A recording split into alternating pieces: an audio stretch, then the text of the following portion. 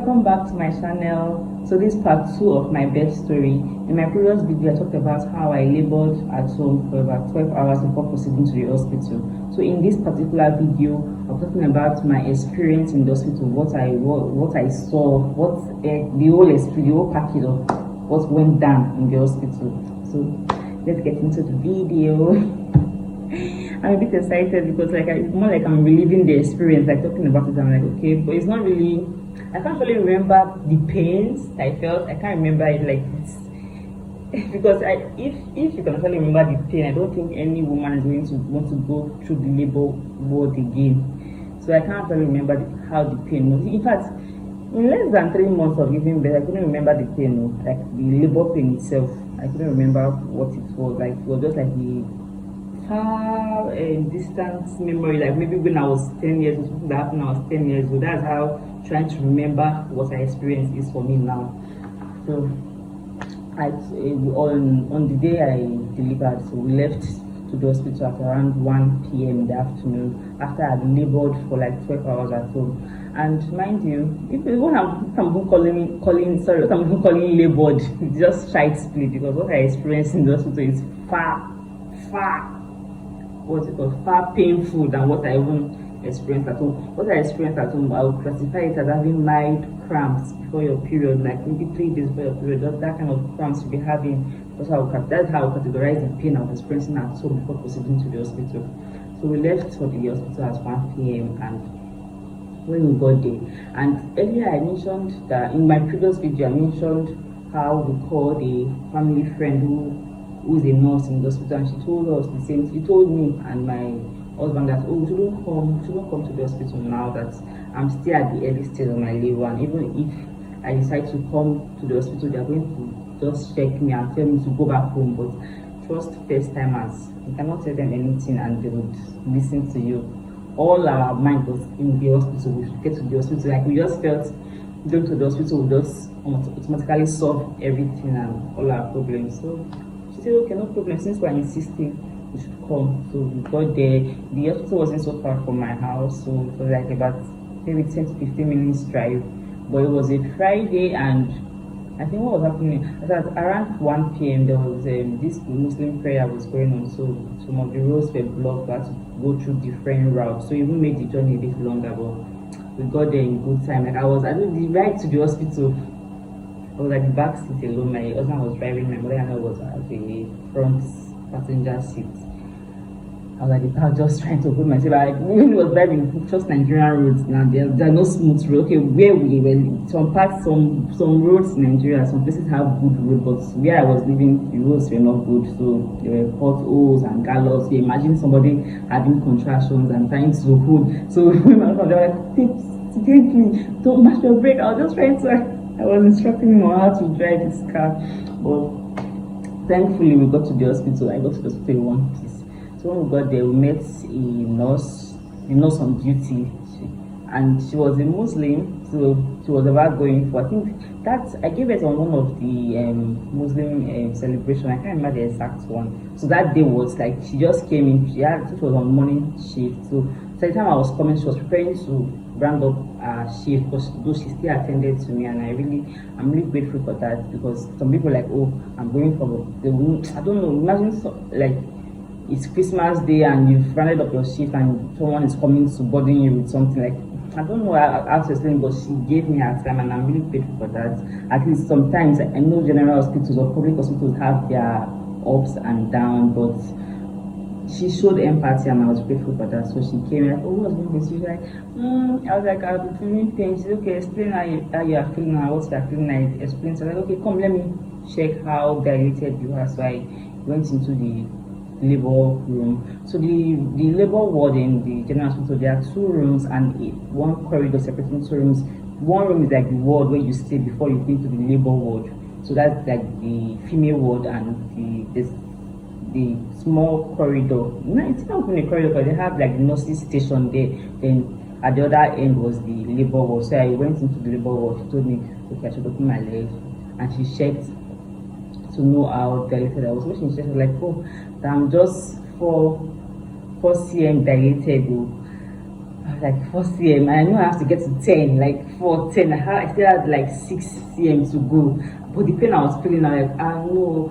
So like, that I should go home, or that I'm still at the early stage of labor, that there's really nothing I can do. And I should just go home and try and take my mind off the whole thing and just do something, just carry out activities to help me so I can. I was like, go home, care. No, I said, Mama, I don't want, I can't go home. I was like, she was insisting me, so I was insisting that I don't want to go. She's like, okay, we're fine. If you don't want to go home, I should go and stay in the other ward. I was like, okay. So I went there, I carried my delivery bag.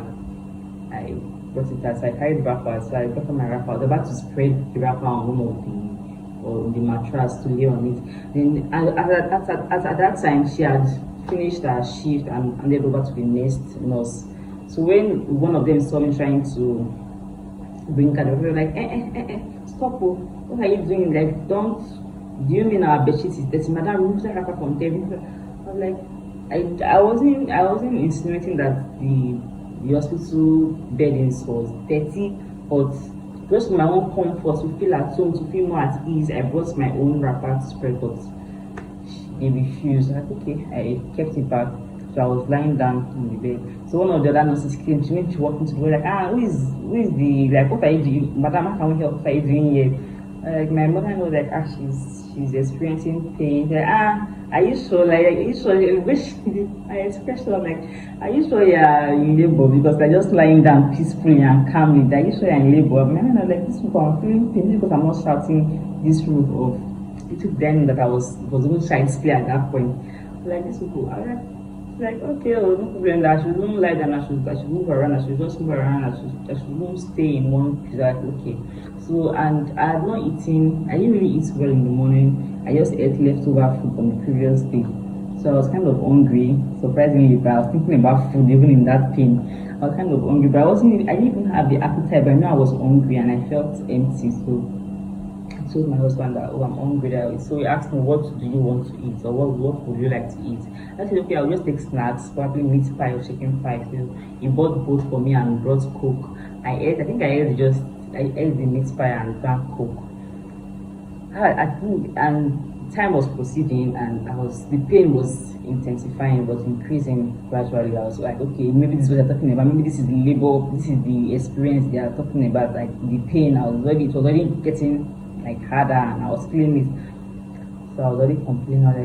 I was like, in my head, I was thinking, oh, probably I would have been maybe I'm approaching 8 cm. That was like around 4 o'clock. I got to the hospital around 1. So at around 4, already like, okay, probably I'm already at 8 cm or more than 7. Probably I'm ready to push this baby out. Then when I was there, one lady came in. She was in labor. So she went in, and I experienced, not like I experienced labor, but I had it like, because the rooms were so close and there's no way you would not even get them screaming. So, but our labor was so fast. In a space of wasn't up to 15 minutes. So I just had this loud scream, and the next thing we had the cry of a baby. Like, wow, like I was inspired, I was motivated, like, okay, by God's grace, mine will be easier and faster than that. I was just hopeful. So when she came out, my mother-in-law was so like, oh, congrats, we congratulated her, like, so like my mother-in-law was like, oh, your labor was very fast and seemed seamless. So like, that it's not a first child. I think that was a third child. But that doesn't even mean, like, labor is labor. First, second, last, I think it's the same pain. I think so. So I was waiting. The pain was increasing.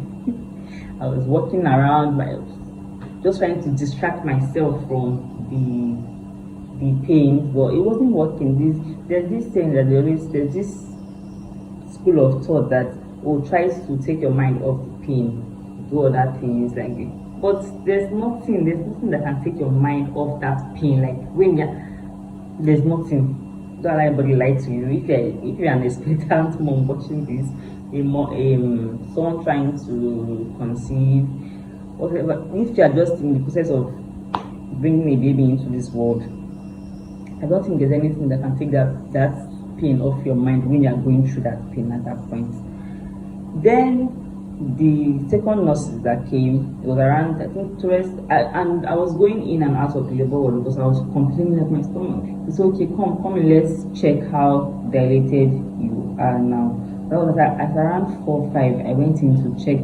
The last time I checked was around 1. So at around 4 5, and they call it sweeping. They say they want to sweep your membrane, the membrane or whatever they call it. So I went in, they check, and that thing is very painful. It's painful. That checking out because they are basically shooting their, I don't know, shooting their fist into your, oh. So I think when they do that, the pain even increases afterwards. Like once they do that sweeping stuff, the pain increases, like it intensifies. Like I don't know how to explain it. So I went in, she checked, like, she said that 5 cm dilated. I'm like, 5 cm. I came in at around 1, they told me I was 4, so since I'm moving 1 cm every 4 hours, I was like, what's happening here? So I went back, like, what can I do to hasten or quicken this labor process? Okay, so I was moving around, moving to and fro, like just trying to carry out activities, but the pain would come, I have to stand. And my husband could not come into the ward with me. Private public hospital, I think is a rule or policy. It's a female ward, yes, and there are many women there, so I don't think it's even for privacy reasons you can't allow your husband in. But before then, I told you that we had a family friend at the hospital. She made mention of she told me that, oh, don't worry, that when I'm going to deliver my baby, she's going to be there and she's going to allow my husband inside the labor room with me. Okay, I was already in my clinic, like mother going to be there with me. But when we got to the hospital, she wasn't there, she didn't even come. I kept on telling them to call her, that she told me she's going to be here. Like I think I got there's this emotional attachment to her during my antenatal days. I felt safe with her. I felt that her being there would make everything okay to an extent. I know labor, delivery, everything is in God's hand, but there are some personnel or people that will be around you and you feel a bit safe. So that was how I felt, and I wanted her to be there. So I kept on telling them to call her. She's not coming, she hasn't come, I've not seen her. So she kept on giving excuses like, oh, she's in a meeting, she can't, that she's going to, that once she's done with the meeting, she's going to come. So I was hopeful, waiting for her to come and just check. So I just wanted her to be around me at that moment, but she didn't come. She didn't come, like throughout the whole labor. In fact, she was not there. I saw her the next day, basically. So my husband, so I was thinking that when she comes, she will allow my husband in, but she didn't come, and my husband could not come in. But he was just coming in briefly to check on me, then he would go out, come in. But my mother-in-law and my sister-in-law were with me all through my laboring process. My sister-in-law, I kept on pressing her hand, like no. I think I saw different videos online of how you can, when the contraction hits you, you should, like, probably there's this soft or something you can hold so exact pressure on. I'm not carrying anything, no. It was my sister-in-law's hand that was that object I was using. I was pressing her hand, and I'm just thankful. It's just good to have good people and people that actually love you around you in your time, in a time when you are vulnerable and in need and in pains. And I'm grateful to have such family around me. So the time was proceeding, the contractions was getting, like the what's it called, the timing between the contractions was getting closer. Initially I was feeling like maybe I would have relief for 10 minutes, feel the contraction pains for like 3 minutes to 5 minutes, then relief for 10 minutes, then it was becoming shorter. I would feel relief for like 5 minutes, have pains for like 7 minutes, like it was just, and was increasing, and they would check and they'll tell me I'm just 6 cm, I'm just fine. Like I wasn't progressing as fast as I thought I would rather, or I thought it would be, because from watching videos and all that, they will just give you tips on YouTube, TikTok. Everybody have their pregnancy story and journey, or how they felt or how it was for them. So that's why I said in the beginning of this video that no two experiences can be the same. Like no matter how how you feel you've gotten idea or you have idea of what it is. It can't be the same for you. Everybody have their different experience and how their body reacts to pain and all that. So I was dilating very, very slowly. So the first nurse, when we got around one, the first nurse had gone. The second nurse, so the second nurse that came, she was leaving. I didn't even know she was leaving. So it was around I think 6 p.m. thereabout. I needed to use the toilet. So I told the nurse like I'm feeling pressed, I want to use the toilet. She's like, don't go don't go and push your baby in the toilet, so don't go and give birth into like, no, I really want to use the toilet. Like, okay, that you can go, but don't push. Nobody went with me, I went alone. Was that safe? Like, was it? I don't think it was anyways. I went alone. So I used the toilet.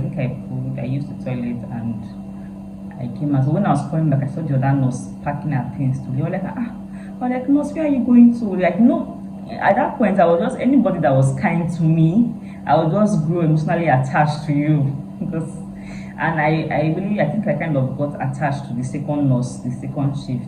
One of them, not I think they were like 3 on duty, so one of them in particular. I was like, nurse, are you going? She was like, yes, that. I was like, oh, no, I thought you would be here. I thought you would be here to help me. So like, don't worry, you're in safe hands. That she don't worry. That she will see me. Don't worry, I'll see her in the morning. I said, okay. She left. So the third nurse came in and took over resumed her shift. That was around 6, 7. The pain was the pain was like times 200 at that point. So I kept on calling the nurse, like, nurse, help me, nurse, do something for me, nurse, please, can't you do anything? Like, I was crying and she was like, guys, just calm down. She actually tried that sometimes, just calm down, that I'm going to be, don't worry. Sometimes she will totally ignore me, like I'm not saying it, like I'm not even existing, like I'm not even in that space. But sometimes she will just throw in 1 or 2 comments, like, don't worry, very soon. But I was like, and it was as if the time was moving slowly. That was at around 7. I think I beared that pain till around 9. So around 9, I knew I can't do it again. I was begging, I was actually begging the nurse, please, I need to, like, she said, don't worry, that once I come in and they check, that once I get to 8 cm dilated, that they are going to induce me so I can move faster and get to 10 cm when I can push my baby out. I'm like, okay. So at around 9, they called me in to check how dilated I was at that time. So when I came, I think I was about 7 cm dilated, or 7 or 8, I don't remember, but at that point I think I was feeling weak, like I can't take it again, I can't bear this pain, I just want the baby to come out. So they told me to go and lie down inside, thinking they were going to attend to me immediately. They didn't. I was just lying down inside that labor ward. Like, what's happening here? Like, it's just like they carried me away from my family and just kept me somewhere else. Like, I was thinking that me coming in, we're getting straight to business and all that, but no, that was not the case. So I just lay down on the labor bed. I think for more than 30 minutes I was there. Nobody attended to me. I was just feeling the pain on my own, and it wasn't a nice experience at all. It wasn't. Sorry, I keep on checking my mic because the last time I did a video, I talked for about 30 minutes plus and my camera was off. Then when I tried to retake the video again, my mic was off the second time. So I've been actually conscious of my mic and my phone in this particular video because I don't want to talk for that amount of time and it's all wasted efforts. Back to my video. So I was lying down there for 30 minutes and then the nurses came. They're like, okay, where are your things? It's a general hospital, so you have to bring majority of the things they're going to use for your labor. That's the delivery mats, the place on the bed, in fact the gloves, down to gloves. They are bringing everything, even the antiseptic they are going to use. They are bringing almost everything for your labor. So I had already arranged, because during our antenatal days they will give you the list of what to get. So we arrange everything and bring them with you to the labor ward rather. So I showed them my bag, so they took everything, they prepared me. So I think they wanted to induce me at that point, and that was when I was in a very vulnerable state at that point. Like I was in pains, I was sweating. There was before I'm even on. No, then something happened. That's why in my previous video I was like, did I regret using a public hospital? Yes, I did at some point. At some point I was like, okay, I enjoyed some of the services, like, because the advantage of using public hospital is that definitely you have all hands on deck in case you don't pray for any complications, but you can be guaranteed that yes, at least they are going to be different specialists and know what they are doing on ground, or like the private sector. But one of the things I don't like about the public hospitals is that they don't really show so much empathy when they see a woman in labor. Like I feel like it's women to women. Like you should, most of you have experienced this. You've seen several women go through it. Like you should know what they are feeling and try and show some empathy with them. But no, they don't. And at that state of being in labor, you are very, very vulnerable. Like you can do anything for just for that pain to stop. So I was on the bed listening to be induced. Okay, sorry, I got carried away. Before then, the nurse, a lady came in. She had CS and she had twin, but I think one died. Do you know when I was coming into that labor room to get induced, to get my induction done, I saw the dead baby. The baby was still in the world. Like, they didn't carry the baby out. I don't know, like, I was like, how can you allow, like, I'm at this stage, like, and I'm seeing a dead baby. Like, what public hospitals people can do better? Like, they can really actually do better in a public hospital, because why would you need that kind of, like, why would you expose a woman at that vulnerable state to a dead baby? But I didn't even dwell so much on it because I was in pain. Like at that point, I just wanted the baby to come out. And it was after I gave it, I was even telling people around, I will see what will happen, see what I saw and all that. So I was lying down on the bed and she came. So we were trying to get my vein to fix the IV and give me the medicine for induction, a bit for inducement. Then the nurse came and she couldn't find my vein. She tied, you know how to tie that, I don't know what they even use, but they would just tight, hit your hand. I was so like, don't touch me, don't touch me. I was like, this is the way she was reacting, giving me one kind of attitude, like I was imitating her, she was imitated by me. Like, don't touch me, or don't use that hand to touch me, don't do this, don't do that. Oh, God. I was like, okay. I was just trying to be as obedient and cooperative as I could be, so that they treat me well and help me bring out my baby safely and get. So I was there waiting. So she tried and she couldn't get it. She just left me there for like another 10 to 15 minutes. So another nurse came in. She was not on duty in the labor ward. She came from another ward. So like, I was happening as a lady is in labor. They're like, oh, first. So they will ask, there's this thing they usually say, first timer, like, is it a first timer, second timer? Like, they don't just know if this is your first time being in labor. So they'll be like, oh yes, first timer, yes, first timer. Like, okay, so she came and I was happening to her. I was like, oh, she couldn't get my vein and all that. Like, I mean, this man was there and there were other personnel that could have come and check or on that place, probably where to get vein, but they just left me and they were gisting in the labor ward and I was in pain. So the other nurse came and she checked and she was supposed to get a vein. Thankfully, she was like, okay, she got one. So they induced me. Anybody that have experienced being induced will know what I'm talking about. Like, that pain is times 1,000. You think that going through labors, like, slowly, like progressing from 1 cm to 10 cm, it's painful, but imagine you are feeling this pain and you are giving something that will make that pain come very quickly, like times just pumping. That pain was something else. I felt like I was on fire, like my inside was hot. I was feeling hot inside. Like, I told the nurse, I want to poo. Like, nurse, I want to poo. Before now, I've had stories of women that when they're trying to push out their baby, they actually push out from the second part. Like, they actually bring out poo, excrete out. They're like, I was like, okay, I don't know, me, I was indifferent about the whole thing. Like, if I do it, no problem. If I don't, problem. So when I was lying down after the injection, I was like, I want to poo. So Like, no, you can't allow me calm down. No. Like, you can't calm down. No. You put there. I was like, really? Like, yes, so I should do it there. I'm like, I was still trying to, I was still be, I just want like, no, so like, they thought I was joking. They thought maybe I was thinking it's my, I was thinking it's cool, not knowing that the baby that is coming out. But truly, I was very pressed. Now I ate meat pie and I drank coke earlier that day. So, they like, do it. They said, okay, well, they said you do it here. So who am I not? Who am I to object? So I started pushing. And I actually did it. Then I heard one of them saying, she's actually doing it. She's actually doing it. Like, kind of thought. I'm like, okay. But thankfully, they actually came and packed it up. So that nurse that did it, because imagine packing of somebody else.